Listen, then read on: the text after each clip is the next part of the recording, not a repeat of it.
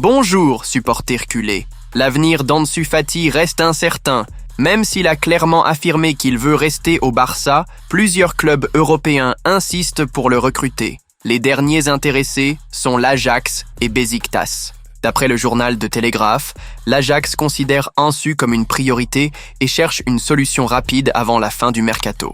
En Turquie, Beşiktaş et même le Fenerbahçe de Mourinho se sont renseignés sur sa situation, mais ont obtenu la même réponse, il veut rester au Barça. Le club catalan n'exclut pas un départ, mais il sait que convaincre le joueur ne sera pas facile. En attendant, Fati continue de s'entraîner et espère retrouver sa place dans l'équipe. Et vous, pensez-vous que Fati changera d'avis et acceptera un nouveau défi? Ou doit-il rester et se battre pour sa place au Barça? Dites-nous ce que vous en pensez dans les commentaires.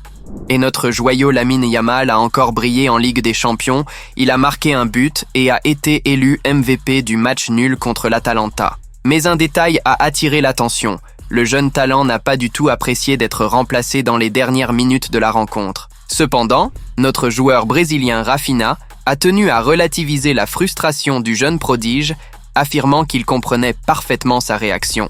Il a reconnu qu'il avait lui aussi souvent été irrité par ce genre de situation et que pour lui, l'envie de jouer et d'aider l'équipe est quelque chose de normal. De son côté, notre entraîneur Hansi Flick a également remarqué la déception du jeune joueur et, d'un geste plein de bienveillance, a tenu à le rassurer sur le banc.